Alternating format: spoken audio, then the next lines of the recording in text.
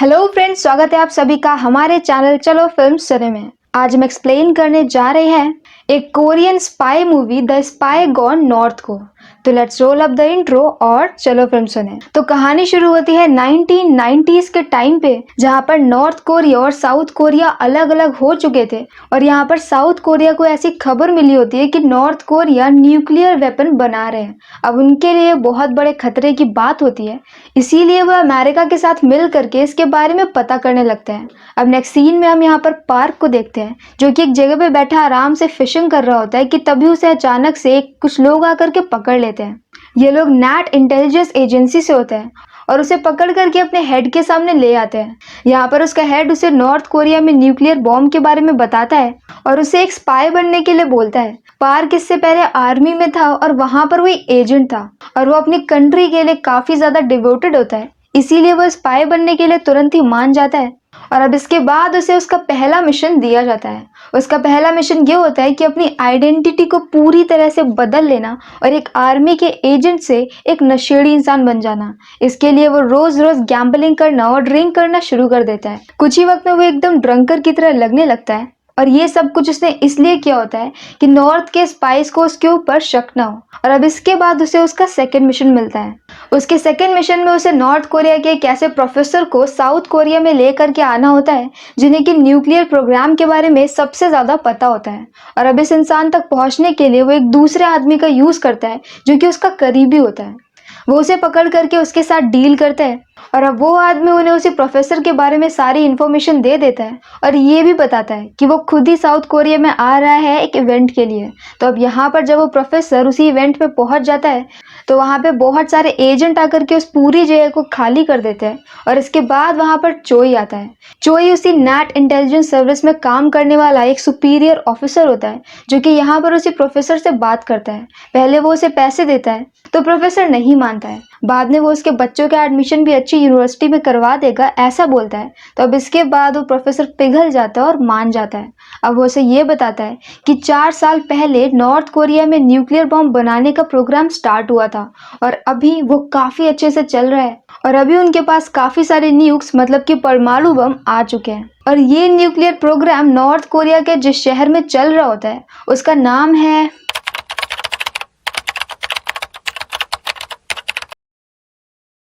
Pyongyang. अब यहाँ पर उसका सेकंड मिशन भी खत्म हो जाता है प्रोफेसर को लाने का। तो अब उसे उसका थर्ड मिशन दिया जाता है।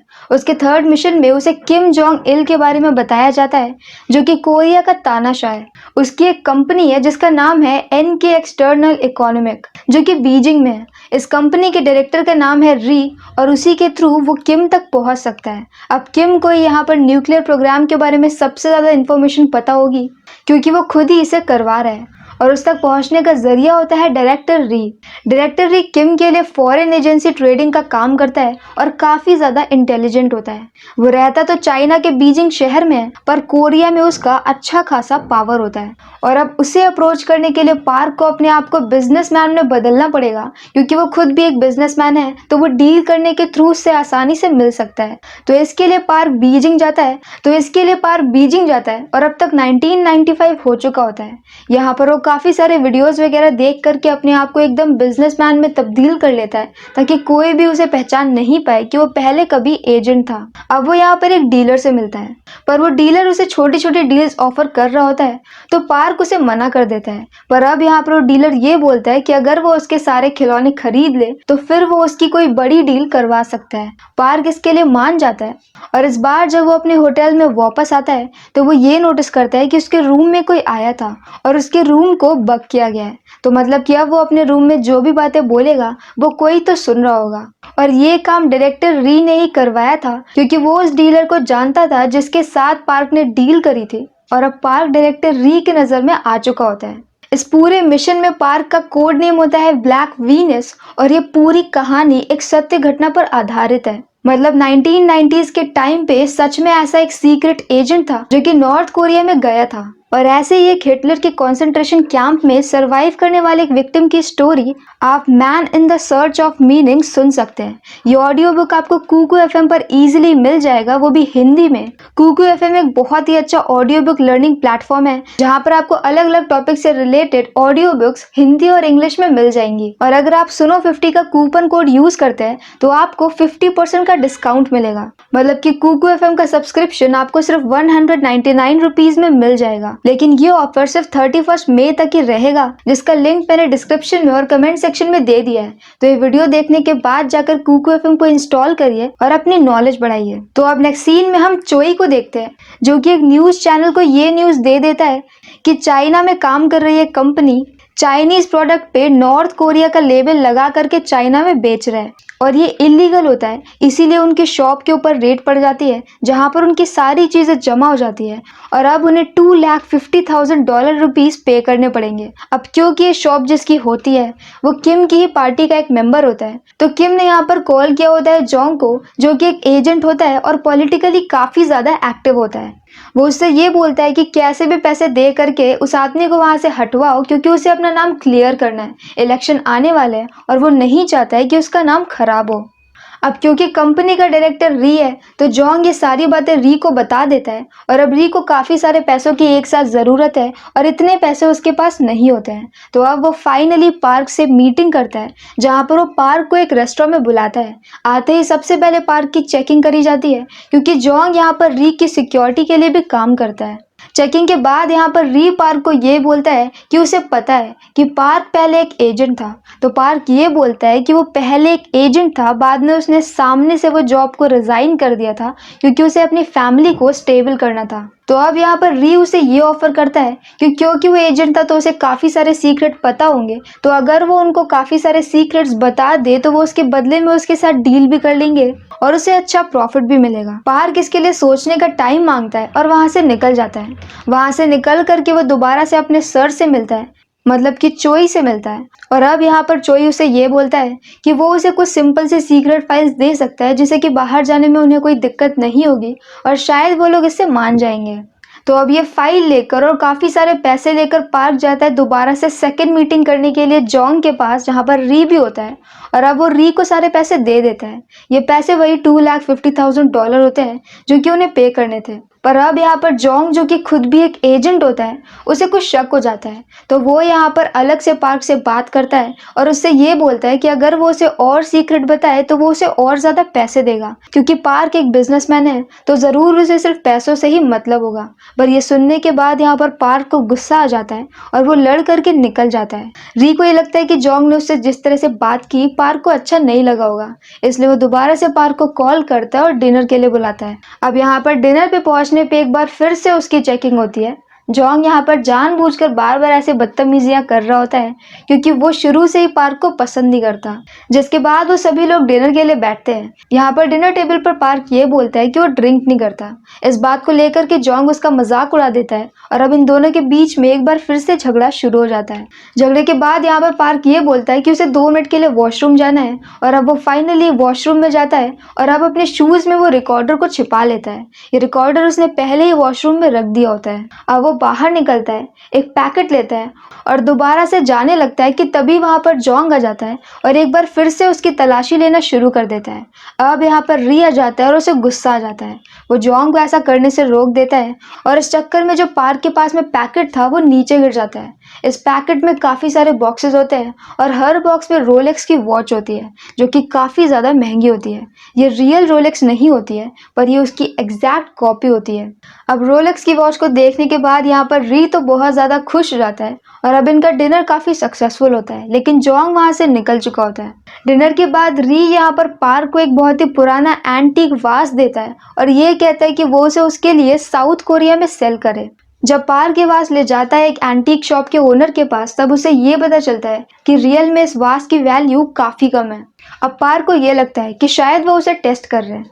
अब यहाँ से पार्क एक ऐसे आदमी को टारगेट करता है जिसका नाम होता है हैन।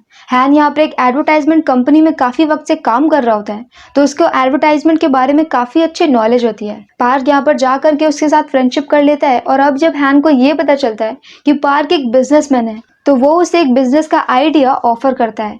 एक एडवर्टीजमेंट कंपनी का। अब ये आइडिया ले करके पार्क जाता है री के पास और उसे ये बोलता है कि अगर वो चाहे तो वो साउथ कोरिया की कंपनीज को नॉर्थ कोरिया में ज़मीन रेंट पे दे सकते हैं, जहां पर वो अपनी एड फिल्म की शूटिंग कर सकते हैं। रेंट पे देने की वजह से उनका कोई लॉस नहीं होगा, इनफैक्ट उन्हें प्रॉफिट ही होगा। री के लिए ये आइडिया काफी ज्यादा नया होता है, तो वो उसे कुछ टाइम मांगता है। इसी के साथ यहाँ पर पार्क उसे वास के पैसे भी देता है, पर वो उसे कम पैसे देता है ताकि री को उसके ऊपर शक ना हो। अब यहाँ पर 3 दिन बाद पार्क को री का कॉल आता है और री उससे ये बोलता है कि उसे प्योंगयांग शहर में आना पड़ेगा, जहां पर उसकी किम से मुलाकात होगी। और इसी के बाद वो लोग डिसाइड करेंगे कि एडवर्टीजमेंट कंपनी के लिए पैसे लगाने हैं या फिर नहीं। इतने मंथ की मेहनत के बाद फाइनली पार्क को मौका मिल चुका होता है और वो तुरंत ही उस शहर में पहुंच जाता है। यहाँ पर उसकी पहले तो बहुत सारे टेस्ट होते हैं और काफ़ी ज़्यादा चेकिंग होती है, पर फिर भी वो जैसे तैसे किम तक पहुंच ही जाता है और उसकी फाइनली किम से मीटिंग हो रही होती है। लेकिन इस मीटिंग में भी उन दोनों को बोला गया होता है कि वो किम से आंखों से आंखें नहीं मिला सकते। जब पार्क अपना आइडिया किम को समझाता है तो किम को ये आइडिया पसंद आता है और वो जल्दी इसके लिए हाँ भी बोल देता है और फाइनली उनकी एडवर्टाइजमेंट कंपनी स्टार्ट हो जाती है। ये बातें मीडिया में हाईलाइट भी होती हैं क्योंकि काफ़ी सालों बाद ऐसा पहली बार हो रहा होता है कि नॉर्थ कोरिया और साउथ कोरिया साथ में मिलकर के काम कर रहे होते हैं, एक कंपनी के लिए ही सही। यहाँ पर साथ में उनका एंटीक को सेल करने वाला बिजनेस भी चल रहा होता है, जहाँ पर नॉर्थ कोरिया से बहुत सारे एंटीक को पार्क साउथ कोरिया में सेल कर रहा होता है। पर अभी तक वो न्यूक्लियर प्रोग्राम के करीब नहीं पहुंच पाया था क्योंकि सारी शूटिंग अलग अलग शहरों में चल रही होती है और कोई भी शूटिंग उस शहर में नहीं चल रही होती है जहाँ पर न्यूक्लियर प्रोग्राम का काम हो रहा होता है। तो इसके लिए पार्क री को ऐसा बोलता है कि उन्हें कुछ नई लोकेशन चाहिए, जिसके लिए वो प्योंगयांग शहर का यूज कर सकते हैं।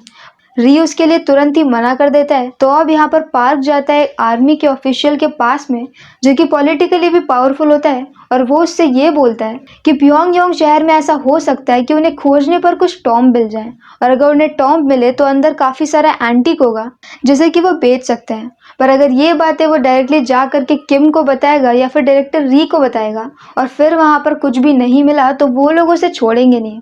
पर अगर उनका ही कोई आदमी ऐसा कहता है तो वो बच जाएगा। ऑफिसर उसकी बात को मान लेता है और इसी के साथ वो लोग प्योंगयांग शहर में पहुंच जाते हैं। अब यहाँ पर पार्क का काम ये होता है कि वो पूरे शहर में ये देखेगा कि टॉम है भी या फिर नहीं। पर री, जिसे अभी भी उसके ऊपर शक होता है, तो वो उसके ऊपर एक ट्रांसमीटर लगा देता है और दूर जा करके उसकी बातें सुनने लगता है। यहाँ पर आज पार्क के बगल में जो आदमी खड़ा होता है वो वैसे तो नॉर्थ कोरिया की पॉलिटिकल पार्टी का होता है, पर वो अंदर से किम को पसंद नहीं करता है क्योंकि किम एक तानाशाह है और वो चोई के साथ काम कर रहा होता है। तो वो यहाँ पर उसे ये बातें बोल भी देता है। अब ये सुनने के बाद पार्क को तुरंत ही समझ में आ जाता है कि जरूर उनके आसपास ट्रांसमीटर भी लगा होगा। तो पार्क उसकी बातों को घुमा देता है, पर यहाँ पर री ये तो समझ जाता है कि कुछ गलत है। तो बाद में वो इसको लेकर के पार्क को धमकी देता है और ये बोलता है कि वो कुछ भी गड़बड़ नहीं करेगा, क्योंकि अब यहाँ पर री भी ये सारी बातें जा करके किम को नहीं बोल सकता, वरना फिर उसकी जान पर भी बन जाएगी, क्योंकि बिजनेस का आइडिया किम के पास री लेकर के ही गया होता है। और अब नेक्स्ट सीन में हम यहाँ पर चोई को देखते हैं, जहाँ पर वो अपने हेड के साथ में बैठा होता है और उसका हेड ये बोलता है कि फाइनली फिर से इलेक्शन आ रहे हैं और बस कुछ ही दिन बचे हुए हैं। पब्लिक में हर कोई ये चाहता है कि किम डेजुंग जीत जाए, पर रियलिटी में उसका हेड और काफ़ी सारी अपोजिशन पार्टी ऐसा चाहती है कि वो नहीं जीते। और अब इसके लिए वो लोग एक लेटर तैयार करते हैं और वो लेटर पार्क को दिया जाता है और उसे ये बोला जाता है कि वो ये लेटर ले जाकर के किम की पार्टी को दे दे। पार्क पहले इसके लिए मना करता है, पर वो लोग नहीं मानते हैं और उसे स्ट्रिक्टली ऑर्डर देते हैं। अब क्योंकि वो इस एजेंसी में काम कर रहा होता है तो वो उनका ये काम भी कर देता है, पर अब उसे ये समझ में आ जाता है कि उसका यूज हो रहा है इलेक्शन के लिए। और अब ये पूरी बात क्या है ये पता करने के लिए वो री के रूम में जाता है। इस वक्त री वहां पर नहीं होता है, तो वो जल्दी से उसकी फैक्स मशीन में एक डिवाइस को सेट करता है और वहां पर एक बग भी लगा देता है। और अब वो अपने दूसरे रूम में आता है और थोड़ी ही देर बाद वहां पर री के रूम में काफी सारे लोग आ जाते हैं और ये होते हैं चोई और नेट इंटेलिजेंस सर्विस के दूसरे ऑफिसर और कुछ पॉलिटिशियन। ये सभी लोग वहां पर जंग और री के साथ बैठे होते हैं और उन्हें ये ऑफर देते हैं कि उन्हें एक और बार ब्लास्ट करवाना होगा ताकि वो जनता में ये बोल सके कि किम डेजुंग एक अच्छा पॉलिटिकल लीडर नहीं है और उन्हें उसे वोट नहीं देना चाहिए। अगर इलेक्शन से बस 2-4 दिन पहले ऐसा एक अटैक होता है तो सारे वोट्स उनकी तरफ को आ जाएंगे और वो लोग इलेक्शन जीत जाएंगे। अब यहाँ पर पार्क को ये समझ में आता है कि रियलिटी में अभी तक जो भी अटैक हो रहे थे वो सारे अटैक खुद उसी के देश वाले करवा रहे थे, अपने ही देश पे, अपने पॉलिटिकल फायदे के लिए। ये सब कुछ सुन करके री को तो बुरा लगता है क्योंकि ऐसा करने पर उनके बिजनेस पर असर पड़ेगा, पर जंग को कोई भी प्रॉब्लम नहीं होती है। इनफैक्ट जब वो किम को फैक्स करता है तो किम भी इसके लिए मान जाता है। ये बॉम्ब ब्लास्ट $5 मिलियन के लिए हो रहा था और ये सब कुछ सुन करके पार्क को बुरा लगता है। तो अब मीटिंग खत्म होने के बाद नेक्स्ट सीन में पार्क जाता है चोई से बात करने के लिए और अब वो उसे साफ साफ बता देता है कि वो सारा सच जान चुका है, क्योंकि अभी तक चोई ने पार्क को ये बोला था कि किम डे जोंग एक बहुत ही ज्यादा बेकार सा पॉलिटिकल लीडर है जो कि तानाशाह है, और अगर वो जीत गया तो वो भी हमारे साइड में तानाशाही कर देगा जैसे कि दूसरे वाले देश में है। पर अब यहाँ पर पार्क को समझ में आता है कि ऐसा नहीं है, तो इसी के बाद से वो इनके लिए काम करना बंद कर देता है और अब पार्क जाकर के मिलता है री से। यहाँ पर री को पता होता है कि पार्क को सब कुछ पता है, पर री अभी तक ये नहीं जानता है कि पार्क एक एजेंट है।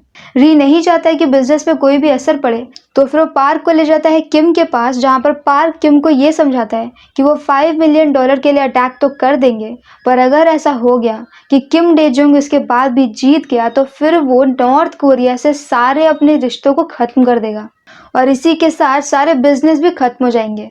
सिर्फ $5 मिलियन के लिए वो बिलियंस ऑफ डॉलर्स गवा देगा। ये बात किम को भी समझ में आ जाती है और वो अटैक का प्लान कैंसिल कर देता है। अब इसके बाद री बहुत ज्यादा खुश हो जाता है और वो पार्क को अपने घर पर लंच के लिए बुलाता है। यहाँ पर वो पार्क को एक गिफ्ट देता है जो कि एक टाई में लगाने वाला ब्रोच होता है, और इसके बाद यहाँ पर उनकी फ्रेंडशिप और भी अच्छी हो जाती है। अब नेक्स्ट सीन में यहाँ पर चोई जो कि अटैक होने का वेट कर रहा था, जब उसे ये पता चलता है कि अटैक नहीं हो रहा है तो उसे बहुत गुस्सा आता है और अब वो और उसके टीममेट ये डिसाइड करते हैं कि वो पार्क को मार देंगे। और इसके लिए चोई मीडिया में खबर फैला देता है कि पार्क बिजनेसमैन बन करके नॉर्थ कोरिया में गया था, जबकि रियल में वो एक स्पाई है और वो स्पाई कर रहा है नॉर्थ कोरिया पर। जब ये बातें मीडिया में आती है तो हर तरफ से सभी लोग पार्क के पीछे पड़ जाते हैं। यहाँ पार्क अपने होटल में होता है कि तभी वहां पर री आ जाता है और उसे गन पॉइंट पर ले लेता है। री पहले तो पार्क को मारना चाहता है, लेकिन क्योंकि उसकी पार्क से फ्रेंडशिप है तो वो उसे मार नहीं पाता। वो उसे एक नई आईडी देता है और कहता है कि वो वहां से निकल जाए। पार्क बोलता है कि फिर री का क्या होगा, तो री ये बोलता है कि वो इतना ज्यादा इंटेलिजेंट है कि फॉरेन के सारे अफेयर्स वही संभालता है, तो किम कभी भी उसे तो नहीं मारेगा, वरना फिर उसके काम में प्रॉब्लम आ जाएगी। ये सब कुछ सुन करके पार्क वहां से निकल जाता है और वो इजिली बीजिंग में पहुंच जाता है। दूसरी तरफ चोई की सारी बातें मीडिया में आ जाती है और उसे और उसकी एजेंसी को बंद कर दिया जाता है, साथ में वो सभी लोग अरेस्ट हो जाते हैं। और अब सीन शिफ्ट होता है कुछ साल बाद का, जहाँ पर हम पार्क को देखते हैं जो कि अभी भी हैंस के साथ मिलकर के उसी एडवर्टाइजिंग कंपनी को चला रहा होता है, जहाँ पर सालों बाद एक साउथ कोरियन मॉडल और एक नॉर्थ कोरियन मॉडल्स आमने सामने आने वाले होते हैं और साथ में उनका एड शूट होता है। इस एड शूट के लिए वहां पर पार्क भी आता है और तभी वो अपने सामने री को देखता है। री उसे वही वॉच दिखाता है जो कि पार्क ने उसे गिफ्ट की थी, रोलेक्स की, तो पार्क भी उसे वही टाई वाला ब्रोच दिखाता है। इस तरह से वो लोग दूर से एक दूसरे को हाय बोलते हैं और ये मूवी यहीं पर एंड हो जाती है। बाद में हमें ये बताया जाता है कि 2010 में ब्लैक वीनस को पकड़ लिया गया और फिर उन्हें 2016 तक जेल में रहना पड़ा। उनके ऊपर इल्जाम लगाया गया था बिजनेसमैन बन करके नॉर्थ कोरिया में जाकर के बिजनेस करने का और साउथ कोरिया के काफी सारे सीक्रेट्स नॉर्थ कोरिया में देने का, जबकि ये सारे काम उससे चोई ने करवाए थे। फिर भी यहाँ पर ब्लैक वीनस को सजा दी जाती है और इसी के साथ ये कहानी यहीं पर खत्म हो जाती है। And don't forget to check out Kuku FM, जिसका लिंक मैंने कमेंट सेक्शन और डिस्क्रिप्शन में दे दिया है। तो अगर आपको हमारा एक्सप्लेन पसंद आया हो तो प्लीज हमारी वीडियो को लाइक करें, शेयर करें और हमारे चैनल को सब्सक्राइब करें। तो मिलते हैं नेक्स्ट वीडियो के साथ। Bye bye.